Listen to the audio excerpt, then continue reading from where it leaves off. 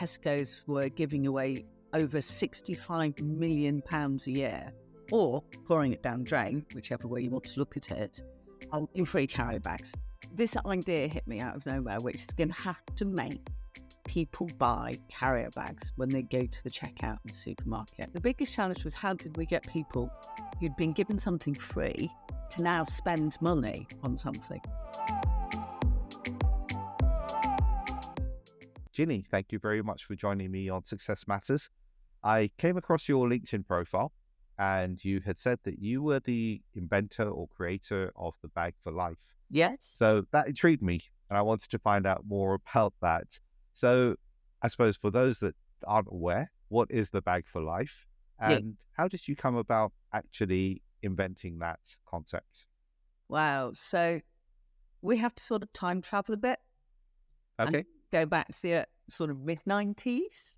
And remember what the world was like then. So we had packaging waste legislation was just arriving, and we didn't even, mobile phones, all they did was do calls, okay? It does feel like the dark ages now, but that's what it is. At least we didn't have standing call boxes anymore to make sales calls, but no, mobile phones just make calls.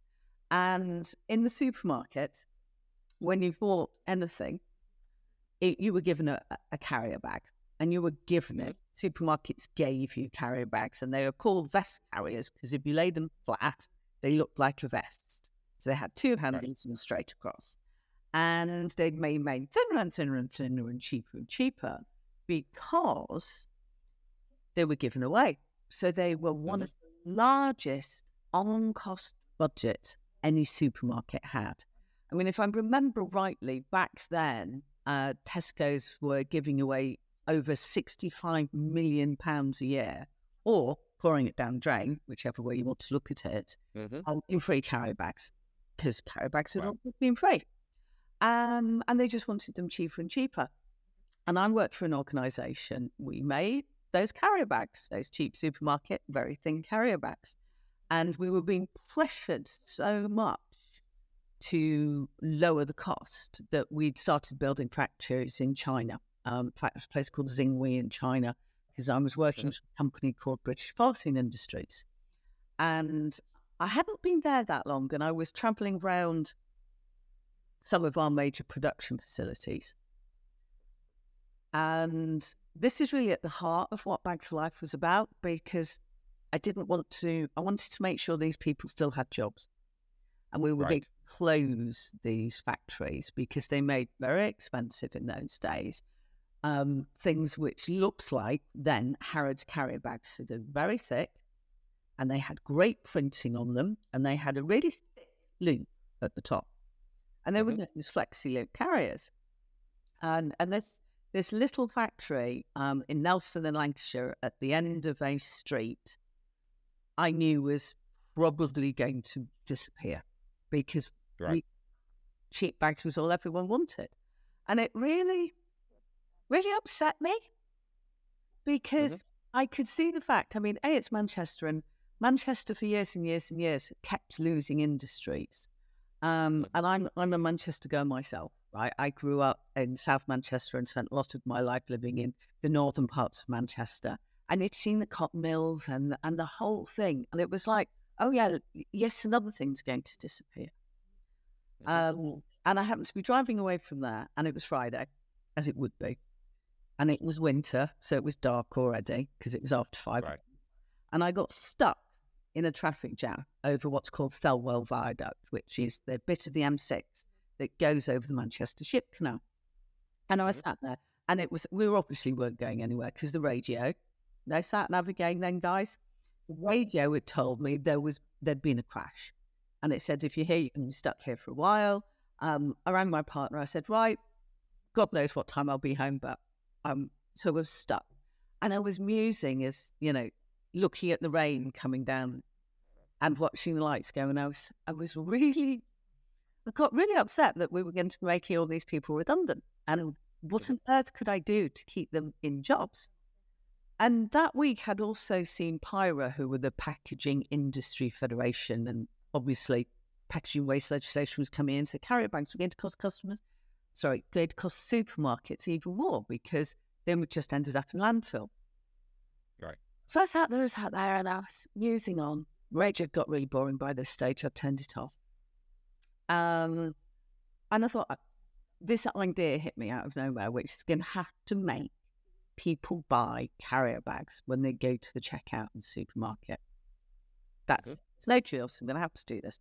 Because it was obvious if you could make it a profit-based item, that supermarkets would be happy and you could sell them something more expensive.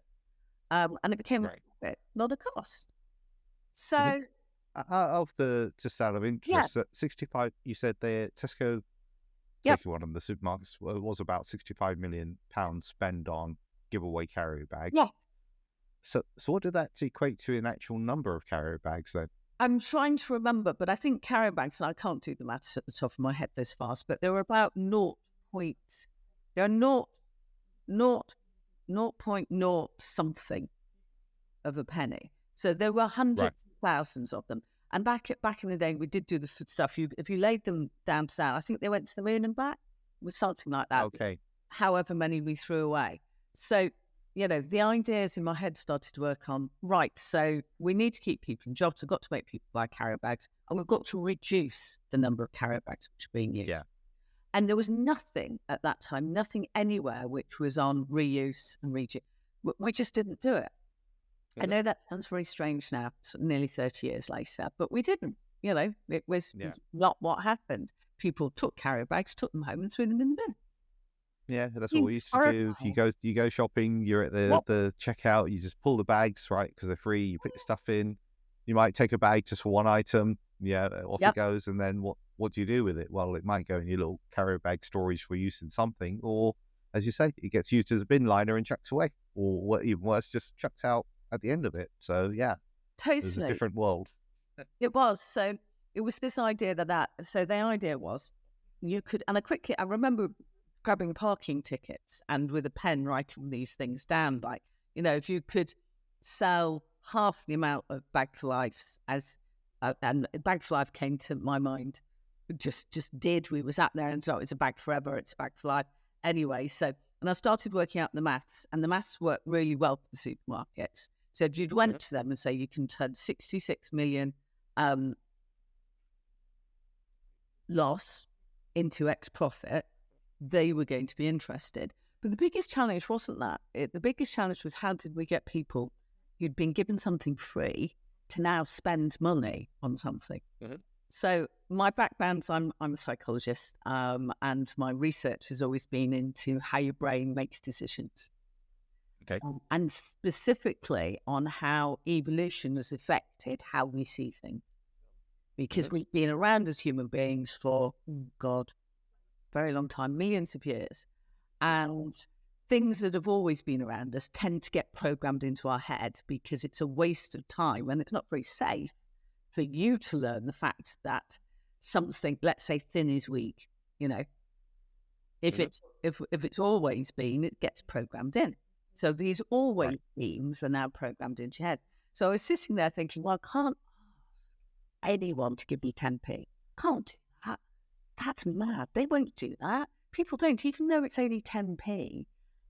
It's the fact that something was free and we were taking something free away from them. So we did a different process. I remember writing this literally like little diagram on these silly little parking tickets. Going, right. Whilst sat in the traffic jam, waiting for the traffic to move. Be there, I think, nearly 4.5 hours that time. It was really accident. And there was like, okay, how do we make this work? And literally in those 4.5 hours, I came up with this process, which is how we then launched it, which was, okay, when someone gets to a till, there are the next customer please bars. And nowadays, people write messages on them. No one wrote a message on them then. We were the first people to do that. And we wrote a message that has a rhythm to it, because I know if something has a rhythm, you're likely to remember the ends of the lines. Okay, the first line and then the second line. This has a lot to do with how your brain's structured from being oral beings for a lot of time. God, that sounds complicated. Before we could write anything down, we had to remember stuff. And rhyme is easier to remember than anything else. And your brain remembers that thing. So it's how your short-term and working memory work. So it's bag for life, 10p if it breaks free. Right. Bag for life, 10p if it breaks, replace free. So we had a beat and a rhythm. And the two things would be, if it breaks, it's replaced free. So you remember free, bag for life. Yeah. So this is what's circling around in your head. You then got to the cashier person, and they were asked to talk to you in a very specific way. They never said, did you want one? Because you can say yes or no. They said, how many would you like? And it's people say it's NLP. It's not. It's not really NLP. It's the way. It's if you're asked to make a choice between one thing and another, you will make a choice. So if someone says how many, you've got to choose a number. Yeah. Someone would go 2 or 3 or 4, and because you're busy, doing other things, this is your unconscious brain working. So you've now chosen usually between 2 and 4. But that's just me playing the short-term memory. And the next bit's where it gets to how your brain actually works, which is you're there and you start filling it up. And they were nice and big and square in those days, proper gusset in the bottom. But when you touched it, thick. And there's what's called an affordance in your head, which is from evolution. Affordance is something that's been hardwired in. And that says, if something is thick, it is strong. And it's completely unconscious. And so people put so much more shopping in a bag. Up to 4 or 5 times what they'd put in one of the bags that felt really thin. Yeah. Because your brain, it's strong. I can fill it up. So we would do 2 things. We were getting you to pay, and we were getting you to use less bags. And with the platform we launched it with, which was Waitrose, if your bag for life broke, we actually did closed loop recycling. We took it back and turned it into things. And still today, I love these. Probably only me who notices them. But outside some Waitrose stores, you will see benches, which look like they're made out of the things you make, the wood you make gate. Oh, yeah. But if you go and touch them, they're recycled bag for life. So we were pouring it into furniture for Waitrose to use in cafes and outside as well. So it was completely closed loop. But that's in the end is where the idea came from. It was the fact that I couldn't bear to think of these people being out of jobs. And I knew we couldn't ask you to spend 10p. We had to play with how you made a decision and put the right information into those areas. And today, as a category, bag for life's worth over £15 billion. Wow. So, and we therefore, I did work out once, and I'm afraid I've forgotten the figures, but how much plastic we'd saved from going into landfill. And how many of the British polythene factories were still going, but it's a while since I looked at those. So that's where it came from. The fact that you didn't want to make anyone make them redundant. And using how your brain works. Yeah, that's really, really clever. And maybe the fact that you were stuck in your car for 4 hours gave you that headspace to think about this. Totally. I'm assuming the factory that you were driving from, that became the production site, primary production site for these. They made the flexi loops, Nelson Packaging at the time. In fact, I think they only closed recently, Nelson. They made those. They were because they could do really high quality print. And I have somewhere I should have brought it, but I'm not in the UK at the moment. One of the original first run of the Bag for Life, because it had oranges on it. It was so I got one. And so you got a whole stack of carrier bags in your house, which are more of memory than. Well, I kept one, and also because there was a wonderful article that time in Marketing Week, which I think the strap line was "Saber-toothed tigers save the day." In other words, it was about how your brain had been structured by evolution which made people, Right. which was how we'd convince people to start buying them. And of course, once one supermarket does and then presents the argument of how well it's doing, they all got on board. Hmm. Yeah. Yeah, exactly. And now it's expected, right, Yeah. to have a supermarket, certainly in the UK, that gives away free bags is very rare. I don't think actually by law you're allowed to give No, away free it bags now. did. You have to charge for it, right? Yes, it started to have it's had a long-term cultural impact about how people now think about that thing entirely Mm. differently. And over the past 20 years, all the legislation's changed, everything's moved. But at that time, it was seen as sacrosanct. Yeah. Well, carrier bags are free. And we changed it. Yeah. Well, that's amazing. That's amazing. It's that one thought, that those few parking tickets that you were writing the process on led to such a massive change in almost like a cultural element of our society, right? And Yeah.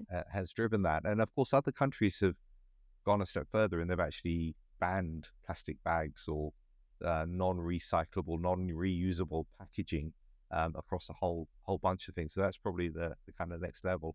I wanted to explore a little bit about what you said about the way our brain processes things, the way we think. Yeah. When you said, over millennia, we've kind of got programmed the certain things that are subconsciously we just know, such as the thin versus Yes. the thick, Yeah. in terms of quality. What in today's world of social media, instant gratification, what impact do you think that's going to have down the line in the way in which we're processing the world around us and our human kind of thinking structure? That's very interesting. The thing is, if we look at the past even 100 years, so we've gone from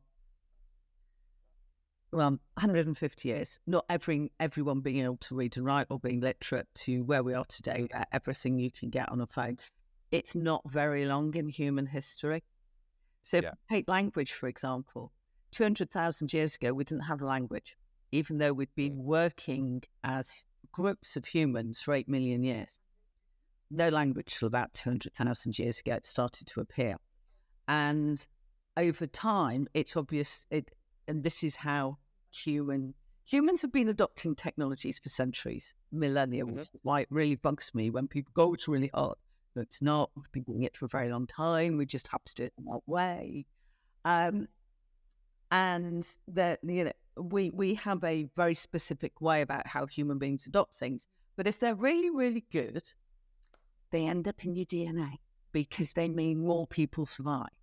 So it becomes literally part of who you are. So if you think of where we are as language, and that's less than 200,000 years old, and to be fair, we didn't have mass language till about 50,000 years ago, we'd have to keep doing social media for a very long time. Right. To have any impact on how we process. But what we are left with is the fact that our brains process data, information, and knowledge like they always have done. So this is why when you do go on Instagram or whichever, there are lots of social media platforms out there, and you're getting a lot of things quickly happening. What happens is your brain likes a chemical called dopamine. If it sees something new a lot, it goes, oh, that's really nice. So people keep doing it.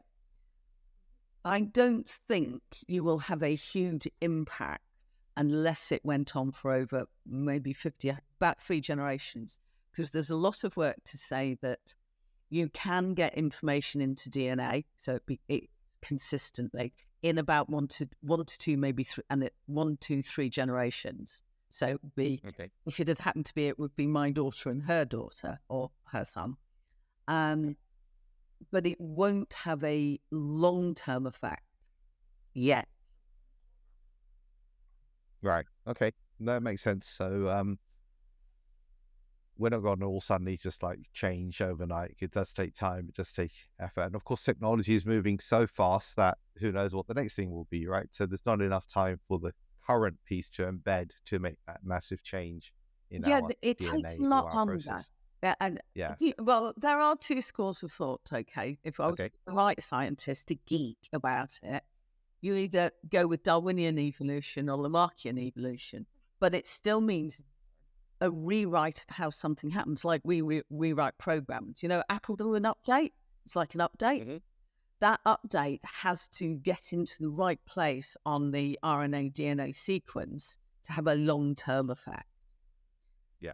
We have seen some works which shows that if you deprive people of food, it can start to change how some of that programming works. And that's where this initial works come from. But there isn't enough data and information out there to show it's going to have a long-term effect. Mm-hmm.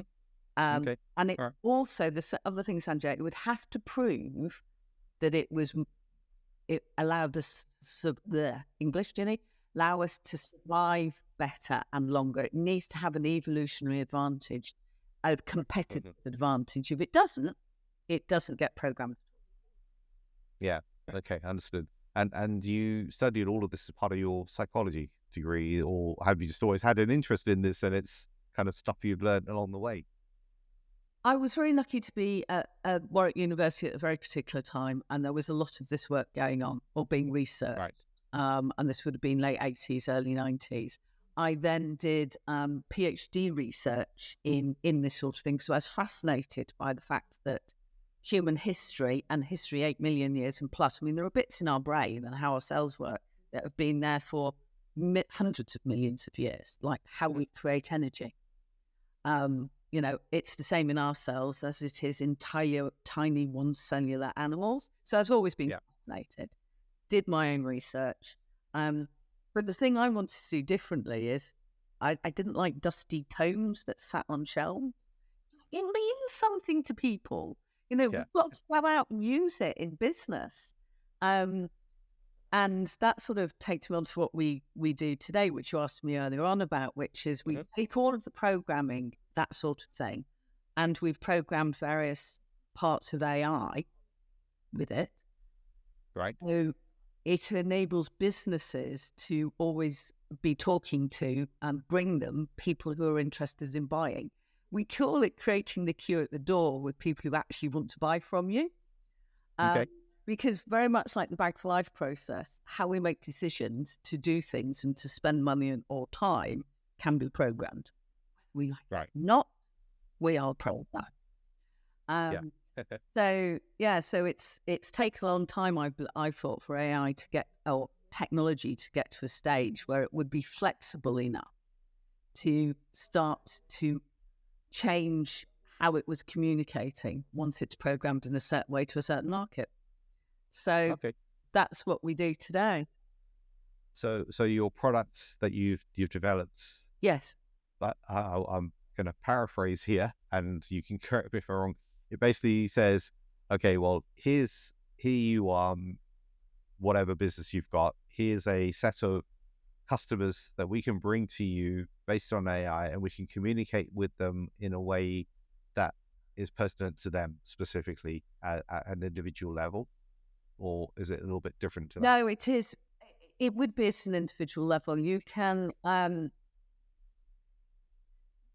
So when people make a decision to interact with you, they spend two things. Usually it's time first. Yeah. And and for them to spend time with you, they have to decide it's worthwhile. And there is once you understand it, whether it's, I don't know, let me think. Oh my God, insurance. We've done insurance recently for a company in the US, or it's a B2B thing, like let's say tamper evidence sealing. Then there is an actual process that someone will start to think about to go through to buy this. And I suppose it's a bit like the chaps up at Nelson Packaging. I've been in sales for my whole life, and the thing which always used to annoy me is the fact that no one used to bring us leads. My job is to sell, and I would spend 60% of my time trying to find people to sell to, instead of going, we're really expensive resource as salespeople. If you brought us people who wanted to buy in a cheap, cost-effective way, which our technology is, you can use it yourselves, and it's. I didn't mean this to send a sales pitch. Let's not do that. Sorry. It's not expensive, whether you were an individual person or a very large company. Because again, the reason I wanted to do it was I'd met so many people with amazing ideas, right? And no idea about how to get it to market, how to get interested in what they'd got. So those ideas never got to see the light of day, or they were great creatives, but didn't understand how to communicate to people to get them to want to interact with them. So either all these great ideas or all these wonderful people couldn't sell what they got. Right. Okay. Yeah, I'm a bit of a humanist. I care. People matter. Yeah, people do matter indeed. And it's obvious from just the conversation we've had around the Bag for Life that that's really important to you. Yes. You said that you did some PhD research. You did your degree. Yeah. But at the same time, when we were preparing for this, you told me you were dyslexic as well. So how did you achieve that? Did you have any limiting beliefs because of your dyslexia? And what steps did you go through? Wow, this is really interesting. Well, I didn't know I was dyslexic until I was nearly 19. Okay. I was just told I was lazy, I was slapdash, had no attention for detail, and it didn't matter how hard I tried. I literally, it never, those things never got any better.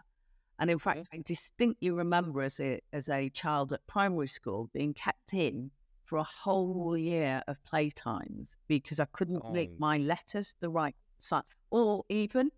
And they used to just sit and practice them. And in fact, I'd probably still be there today if we hadn't moved. So I just thought it was my fault, to be fair. However, I've always been fascinated and interested in things. So I just got on. And I did sciences at A level, so I didn't really have to write a lot. Picked up maths, physics and chemistry. And then for my degree, I did psychology because I was fed up with right answers. You were fed up with right answers, okay. Yeah, because it was always, there was only one right answer. And if there's one thing about A-level maths is there might be a right answer, but there was lots of different ways of getting to a right answer. Yes. And I mean, we had this discussion last time. I remember sitting in one of our first things when my maths teacher was talking about differentiation and integration. And I started to see things. It was like she was drawing this out. And I thought, well, that equation represents a line in space.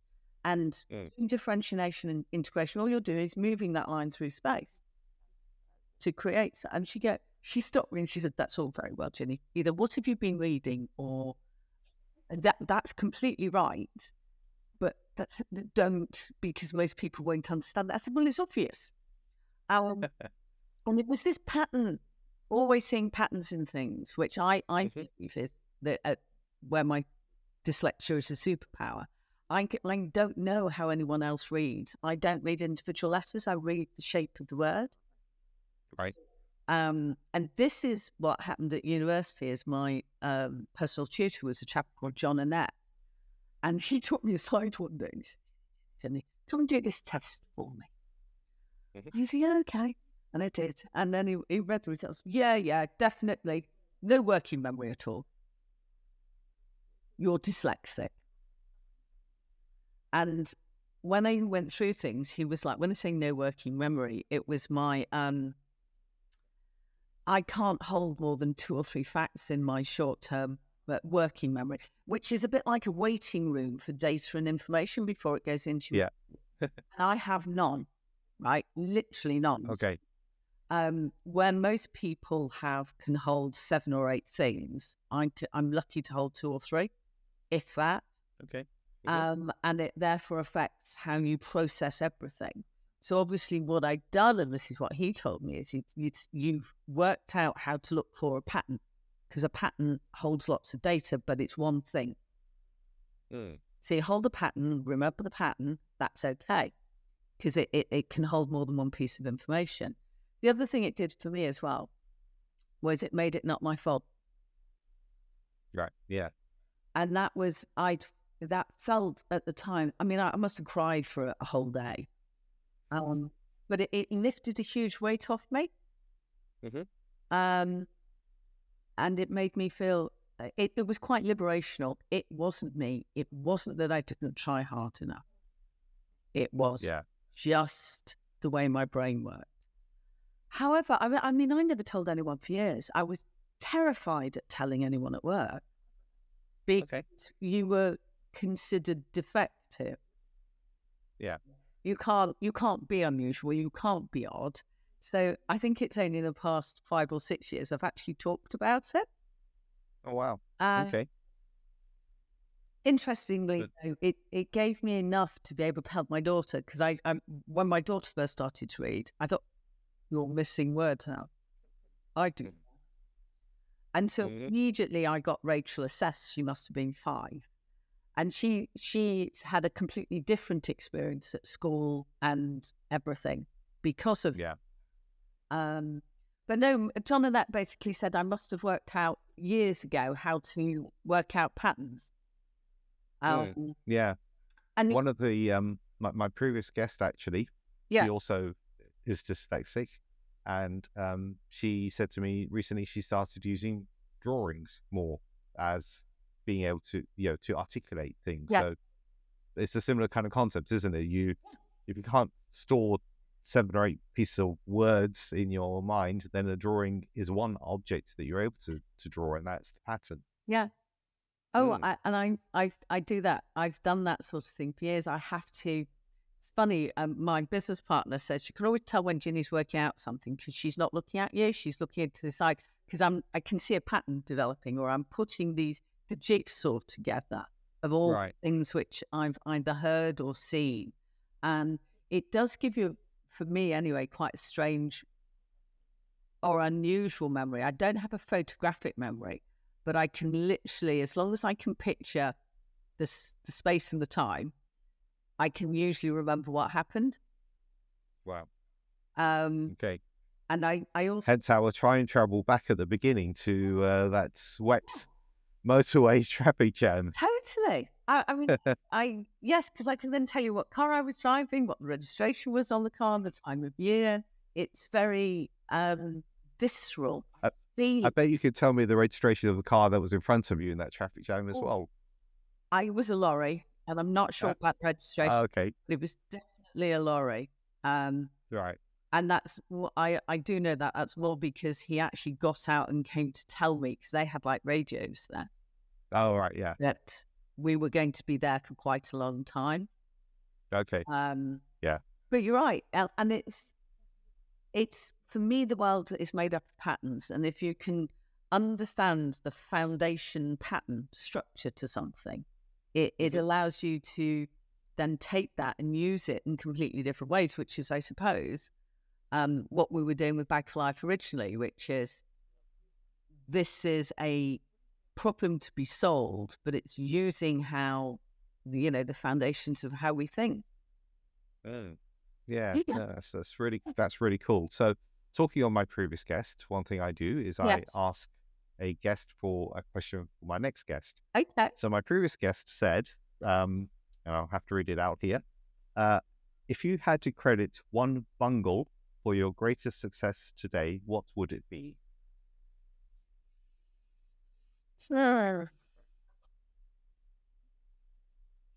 Crumbs, that's an interesting question.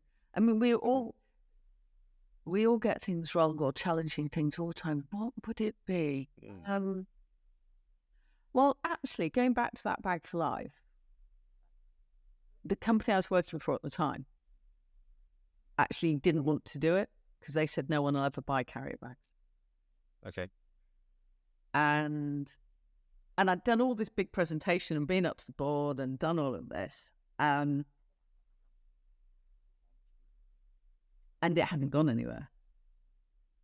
And it was that I do actually remember at the time feeling very flat, because it would do it. So yeah, I went and sold it anyway. Okay. I went to Waitrose, and it was a chap called Paul Ostadell and Nick Jones who were running the store side. I think it was called Off Store then. And I sold it to them, and they said yes. Right. No, I went back and I said, well, we're going to have to make it now. they want to buy it. It's not my fault they want to buy it. Okay. I'm trying to think if there's. I was trying to think if there's another non-work one. I find that odd. Success, I think, is always really weird because I think it's not individuals, it's a team.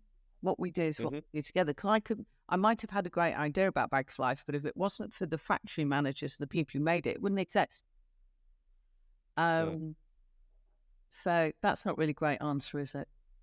Well, it's a question that comes out of the blue to you. So yeah, it's that. And the reason when we were just getting ready for this, I said it's good you're British because bungled is not necessarily a word that people would know outside of British English, right? Which is a mistake or a trip up or something of that nature. So yeah. It's a great word.